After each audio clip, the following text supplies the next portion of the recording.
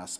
Folks, I want to move on to something more serious. We've been looking at the health challenges as far as South Africa is concerned. And forgive me, I've been a little bit rude in talking to you and also being on my cell phone, but I've been looking for the introduction to this next conversation, which is absolutely critical.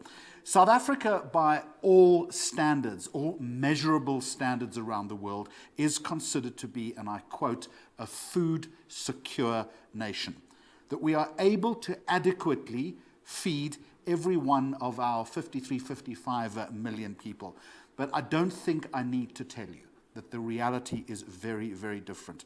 Since the birth of democracy in 1994, I want you to listen to these figures. And all of us should be horrified, we should be disgusted, we should be ashamed.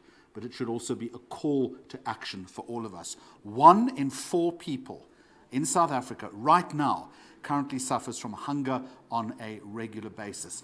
All of us in this room, and I'm sure many of you at home, because where are we? We're 1:30 on a Thursday afternoon. We've probably had a bite to eat. We're looking forward to something a little bit later.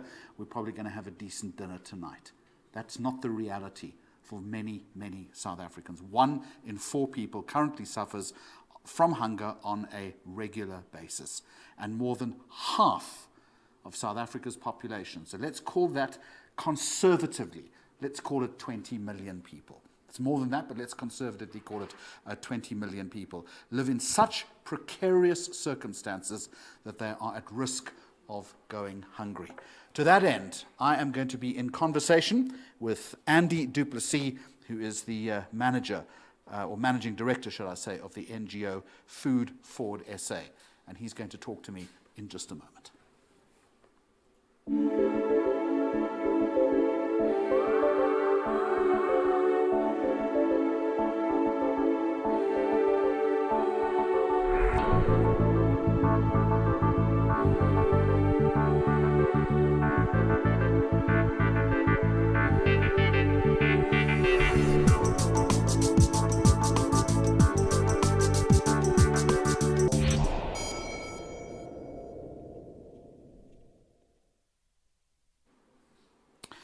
Andy Du Plessis, a very good afternoon to you. You have over 25 years' experience in the social development sector, and your focus is on turnaround strategies that make social causes highly effective.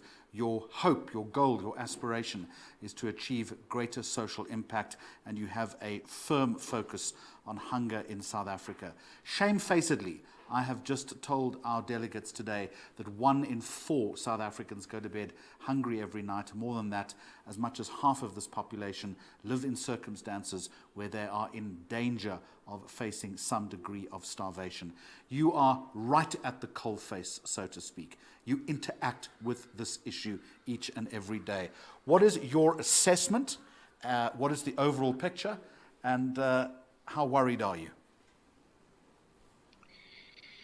Hi, Jeremy. Thank you very much for having us on your show. I think I am very worried, and I think we all should be very worried. We've seen Stats SA release their statistics just this week that 4 out of 10 people have lost their jobs just over the last 6 months since hard lockdown level 5. Prior to COVID-19, we already had a food security crisis. The Oxfam report of 2018 reflected that roughly 14 million people were food insecure prior to the pandemic, and roughly 14 million people were at risk of food insecurity. So you're 100% right. Roughly half our population now, and if Stats SA is to be believed, they tell us we now have a population of 59.62 million people. We're sitting with a large chunk of our population that are food insecure, that don't know where their next meal will come from, and that is not a good situation for a country that is trying to grow, trying to develop, and trying to improve its economic outlook. Could I get your best definition of what food security is? So the United Nations definition of food security is that all people at all times have access to not only food, but nutritious food for regular periods of time, over long periods of time. And food insecurity is when that chain is broken, and when people have inadequate access to food, especially nutritious food, so that they can grow, remain healthy, and become, economic contributors to our economy. Explain something to me, notwithstanding the drought that many provinces face and continue to face. We have a lucrative and well-organized big agri-sector. We have vast tracts of farmland. By any definition, we should not be food insecure. Where is the broken link in the chain? Absolutely. So South Africa has a net surplus of food. We all know this. But the research is showing us that roughly 1/3 of all the food produced in South Africa ends up as loss or waste. Now, we know that also research indicates that most of this waste takes place in the agri sector with farmers, growers, and producers. Roughly 50% of our surplus is going to waste there for a number of reasons.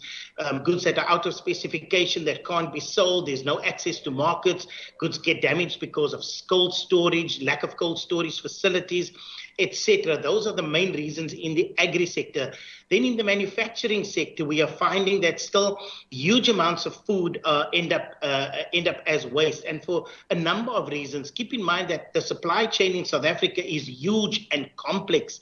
So, for example, if your production line is running a product and the product has the incorrect labeling on it or the incorrect writing on it, or it gets damaged during the production process, they can't put that on the shelf. And even though the packaging is incorrect, the goods inside are perfect for human consumption. And those are the kind of goods that FoodForward SA recovers from our supply chain partners. So the manufacturing sector, still many actors in the manufacturing sector are dumping goods, and they are incinerating products instead of donating that products to organizations like FoodForward SA that are really literally geared up and have a national presence to be able to make sure that food is correctly taken in and redistributed. And then on the retail side, we've got very good retail partnerships with all our big retailers in the country. And so there's huge amounts of waste still in the retail sector, but we are able to intercept that at their distribution centers. There is very little waste on what we call the post-consumer side. In other words, what happens in households. There's very little waste there because, generally speaking, households are more conscientious about what they eat and how they eat and what's in their fridges, generally speaking. So most of our food loss and waste is taking place on the pre-consumer side, agri sector, the retail environment, as well as in the manufacturing sector.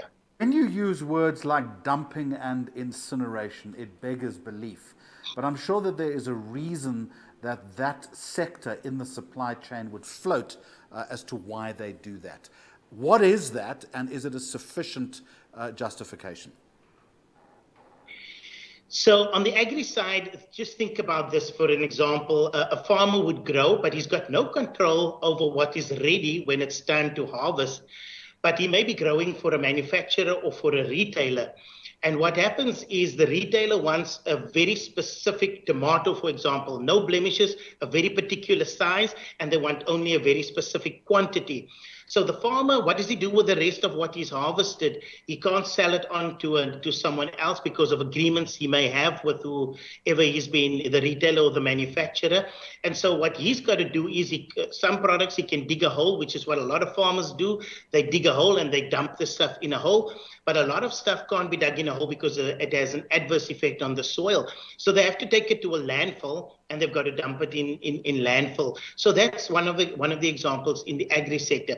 In the manufacturing sector, like I said, a number of things could go wrong during the production process, and things could get damaged, incorrectly labeled goods, example, and that can't be put onto a shelf. But, we feel that those goods should not be going to landfill. We are running very fast out of landfill space, and the Department of Environmental Affairs tell us that in 10 years' time, 80% of our landfills will be filled up. So, we need to look at alternatives. We need to be innovative. And we need to encourage more actors in the supply chain to be able to donate these surplus goods so that we can feed people. Why in a country where we have a net surplus of food, and yet the same contradiction, we've got 30 million people that are food insecure? It's not acceptable, and we need to try and find better ways of how we can access that food so we can address the problems of short-term hunger, protracted hunger, and food insecurity and malnutrition in our country. When you raise this with the different players in the supply chain, what do they tell you? So fortunately for ourselves, we have very good partnerships with the actors in the supply chain. So we've got a few hundred suppliers that donate to us food on a regular basis, which is what our food banking model allows us to be able to redistribute to the just over 1,000 registered nonprofit organizations, reaching roughly half a million people every single day with food.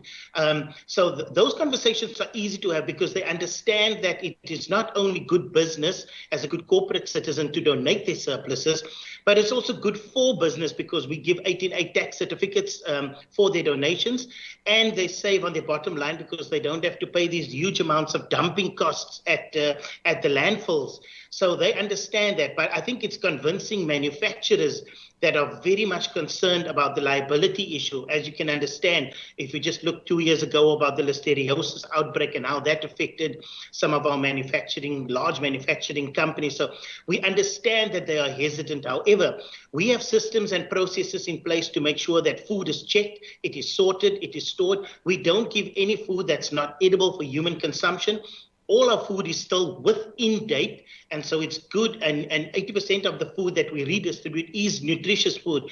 So it really is hard having a conversation with manufacturers that still choose to dump and incinerate instead of passing that food on to nonprofit organizations like ourselves.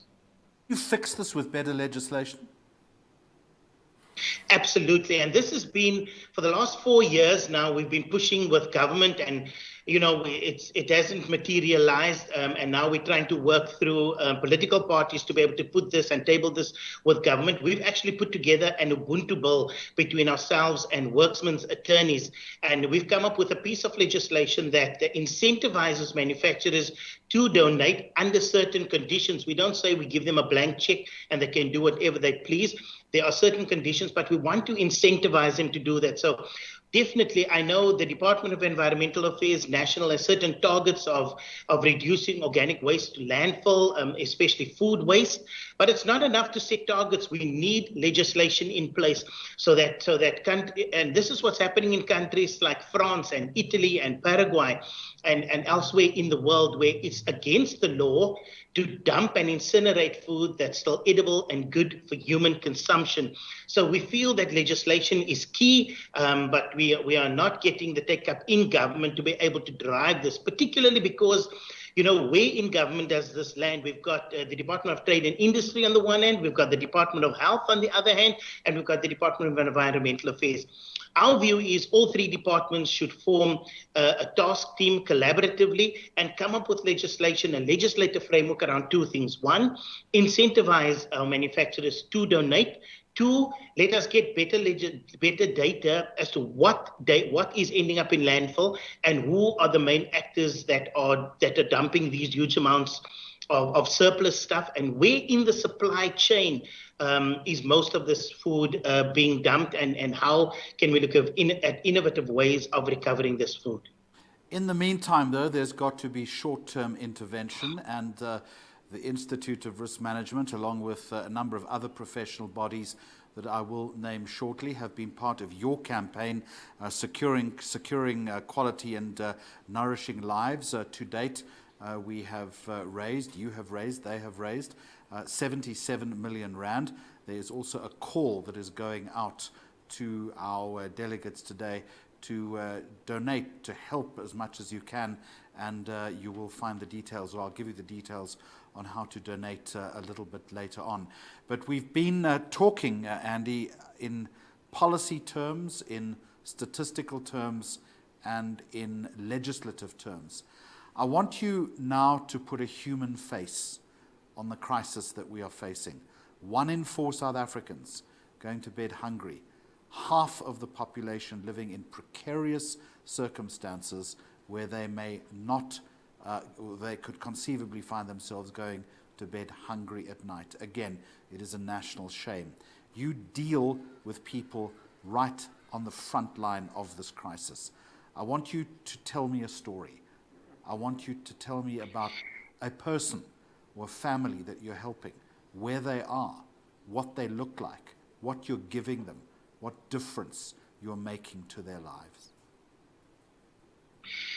Yeah, I think you're right, Jeremy. I think we can, the stats are important so that we understand how big the problem is, but you're 100% right. We need to understand what hardship are people experiencing and how. So I'll give you an example. We have what's called a mobile rural depot program where our trucks on a monthly basis takes food, enough food for a whole month to nonprofit organizations in rural communities that are just underserved and under-resourced. And so we take that food to them. So I accompanied our trucks on a few of these launches where we took this food, and I spoke firsthand to some of the recipients and some of the nonprofit organizations. When the people see the food we provide, they just burst into tears. I see this time and time again because they are so neglected in rural communities. People are left behind. We have aged care men and women, people that are isolated, living on their own, and the food is the only thing that's bringing them together. They could be lying sick at home, but because they come to health clubs, they get socialized, they get a meal, and they can interact with other people. So millions of people are experiencing hardship at this time. I think of some of the orphanages that we are supporting where there are children living with HIV and AIDS. They've been abandoned by their parents or their parents have passed on. And there's just a lady in the community that's taken in 15, 20, 30 of these boys and girls, and they're building them and nourishing their lives and building them back up to full health so that they can live meaningful lives. So the work that we do is crucial because at this time, people need food first. They need food to strengthen them, they need food to stay healthy, and they need food to be able to go and look for work.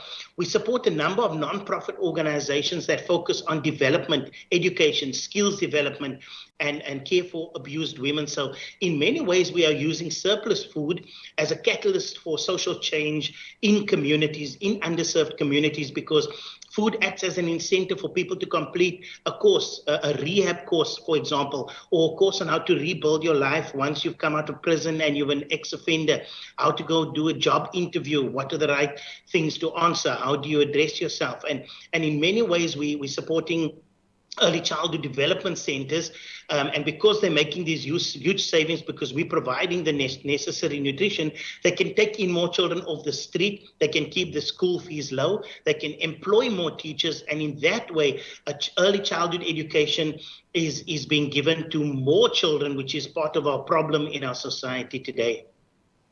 When you collide head on with this problem, and you see it, I would imagine, on a daily basis, the hungry child, the desperate mother, the father who is at the end of his tether. How does it make you feel?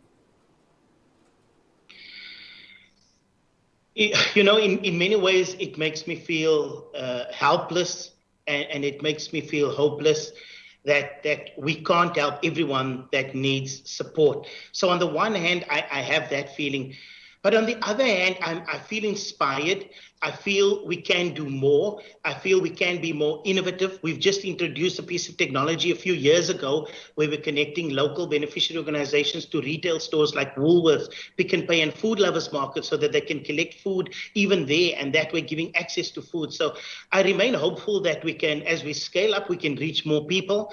And as we reach more people, we can build healthier communities. Right now, we're launching a project to target through, in partnership with the Department of Health, and through the local community health centers, we're targeting people living with chronic illnesses. We're targeting people living with HIV and AIDS so that they get the proper nutrition that they need so that they can take their medication and become healthy, and so that we develop healthier communities. So on the one hand, I feel helpless, but on the other hand, I feel that we have this mechanism, this model, this food banking model that costs us just 85 cents to be able to facilitate the delivery of one meal because the food is free. And we can use this to transform communities by addressing the problem of hunger across South Africa in a meaningful way, in a manner that changes people's lives, uplifts communities, and in a dignified manner. 85 cents, what type of meal does that provide?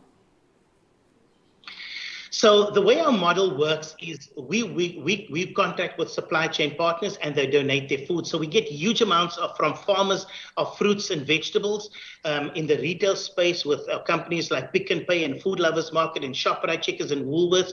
We get really good protein sources, good canned goods, nice starches. And so 80% of the food that we recover, we're able to redistribute. So we give the food to just over 1,000 registered nonprofit organizations, and they make up the meals needed to be able to provide for the community. So they make really hearty and wholesome meals, and they can supplement it with food that they get through our digital platform called FoodShare that is obtained from local stores. So it's a healthy meal, it's a nutritious meal. And we feel that it's the most cost-effective way to address and the most sustainable way to address the problem of hunger. And more than that, it's an environmental solution because now we don't have to dump in landfill, causing huge amounts of greenhouse gas emissions and causing climate change. So we are able to use this food to feed people, and we are kinder to the environment because of it. At this point, let me just outline some of the professional bodies that have endorsed and are supporting this campaign, aside from the Institute of Risk Management of South Africa, also the Compliance Institute of Southern Africa, the Financial Planning Institute of South Africa, the Independent Professional Body Forum, the Institute of Directors of South Africa, the South African Council for Administrators, the South African Institute of Occupational Safety and Health, the Institute of People Management, and the Corporate Council Association of South Africa. All of those organizations and others are lending their name and their support to this initiative, which has so far raised something in the region of 77 million rand. Andy Du Plessis, how does that money help you? It helps us immensely because prior to COVID, we were supporting roughly 570 nonprofit organizations reaching 250,000 people. In 6 months, we have doubled our operations, and we were now, because of that funds raised, we are now able to go into the Limpopo province, so we're supporting beneficiary organizations there, as well as the Northern Cape. And next month, we're setting up operations in Mpumalanga. And so because of that funding and because of the Institute of Risk Management and their partner associations, we are able to buy large trucks so that we can get more food into underserved communities, as well as expand into rural communities through our mobile rural depot program and reach more people. So we've doubled our operations. And just to give you some context, in our last financial year, for the whole year, we distributed 5,100 tons of food, making up 20 million meals. But in the last 6 months, we've already distributed 5,500 tons of food, making up over 21 million meals. And so that will most likely double by the end of our financial year. So the funding is crucial for us to be able to get food into underserved communities. And it helps in a number of ways. Not only are people getting food, but it reduces the amount of uprisings and community flare-ups that happen from time to time, because now aged care facilities are getting food. Vulnerable children are getting meals. And people are encouraged to go to self-help programs in communities. And in that way, we are making sure that we don't have these community uprisings and the social upliftment that takes place from time to time. You say 5,000 tons? Yeah, already just in 6 months, 5,500 tons of food, making up 21 million meals. And that's, like I said, we've done that in 6 months compared to the entire financial year last year, where we distributed just 5,100 tons of food. So it gives you an idea of how we've ramped up simply because we were able to raise these funds. Still a drop in the ocean, isn't it, as far as the bigger national problem is concerned? Absolutely, absolutely. And so, we need to get the corporate sector to continue to support our work, but we feel government must come to the party here and support the work that we do. We don't get any funds from government, and we feel government should supporting our work because in many ways we're doing work that government should be doing in underserved communities. But we have the local structures in place. We deal directly with people on the coalface that are addressing hunger. And, our view is government should come to the party, Treasury should come to the party. And if they do, we are able to reach more people because of how cost effective this model is. And if government just creates a legislative environment and provides the necessary finances, we can reach so many more people that need our support and that's experiencing hardship at this time. Andy Du Plessis, it mortifies me to ask you the next question, but I have to. To what extent, in your initiative, do you encounter and then mitigate against fraud and corruption? No, I think it's a reality for our context all across South Africa, and so it's something that we need to be mindful of at all times. So we have a number of processes and systems in place to make sure that we mitigate against corruption. So, for example, when organizations apply to us for funding, there's quite a stringent set of criteria that they have to adhere to. And once they pass that criteria, we go and do an unannounced physical visit at the facility, and we make sure that 1, they exist, 2, that they are registered, 3, that they are serving people in local communities, and we also visit people in the community to verify that these organizations exist. And once we onboard them after that rigorous process, we do 3 unannounced visits throughout the year at each of our organizations to make sure that food reaches the intended beneficiaries. It's important because just think about it, that 5,500 tons that we've distributed in 6 months is worth nearly 260 million rand.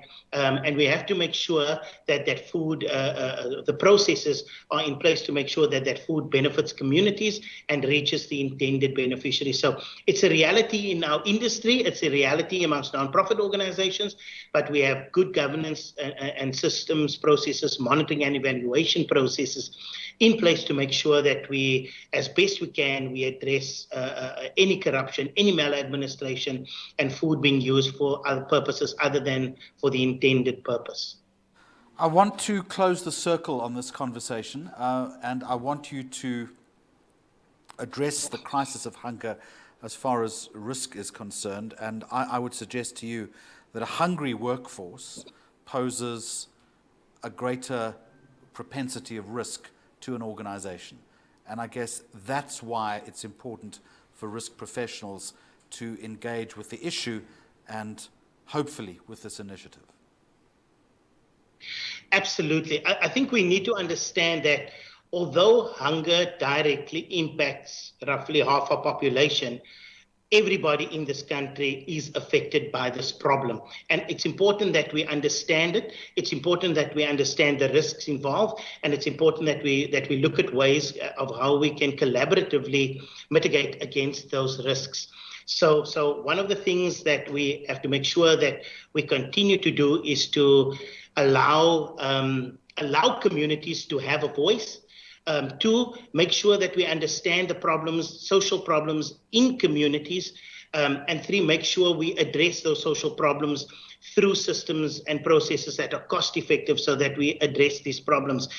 We need to understand that hunger affects everyone. A weak workforce, people can't go and look for work. They become disillusioned, they become despondent, and they don't go and look for work.